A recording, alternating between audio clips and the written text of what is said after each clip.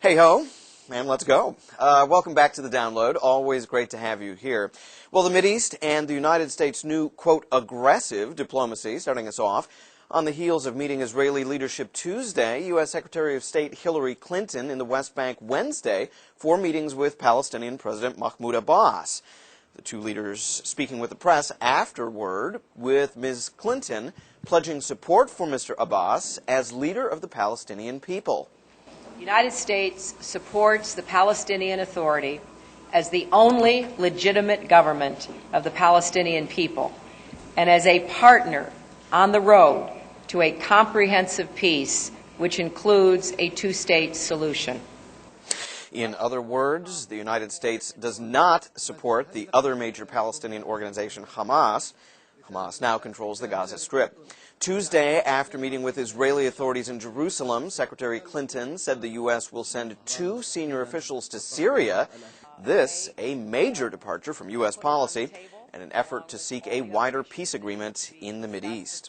And you can track all of Secretary Clinton's travels and the renewed diplomacy underway, all at our website, voanews.com. What you want to know, when you want to know it. Sudan's president and the Darfur region back in the news Wednesday in a big way. The International Criminal Court, working from The Hague, issuing an arrest warrant for Sudanese President Omar al-Bashir. The charges, war crimes and crimes against humanity. The charges sparking protests on both sides. Rome, our first setting. This rally in support of the people of the Darfur, many of them living as refugees at best, as well as in support of the ICC and the prosecution of President al-Bashir.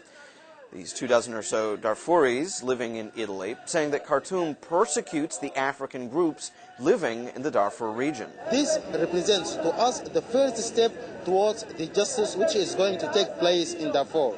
And all the Darfurians have waited this day for a long time.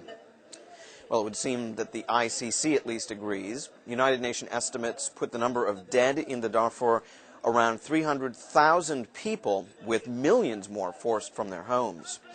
And the response from Sudan? Well, judging from President al-Bashir at this public rally in northern Sudan Tuesday, defiance.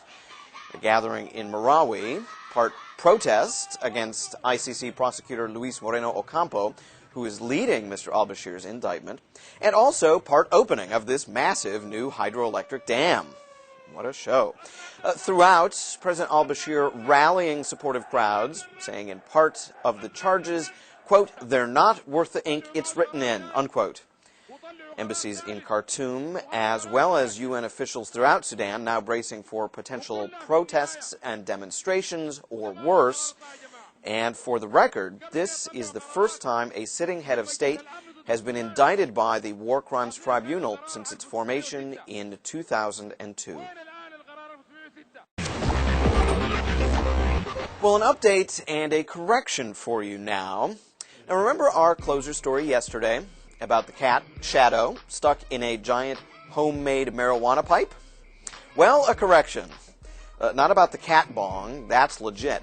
We said the dopehead, Asia Shoemaker, was from Pennsylvania. He isn't. He's from Nebraska. Our bad. So, how to make penance for our error and the unintended slight of the good people of the state of Pennsylvania? Oh, okay, this'll do. A story that we can only consider punishment. Say hello, everybody, to Uggs. Full name, Ugly Bat Boy the Cat. At least, that's what his owners call it, the cat. At home in this New Hampshire vet's office for years, somehow Uggs suddenly becoming an internet sensation. Kinda like the Star Wars kid. And about as appealing, too. Ugly. He's wearing his Halloween costume every day. You know, he's my cat. I like him.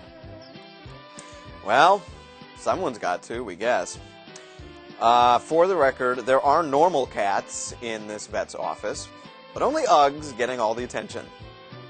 Which, you know, should make me feel better. But somehow, I just feel icky. Perhaps it's the cat. Well, that is your download. Thanks so much for being with us. We'll see you again tomorrow.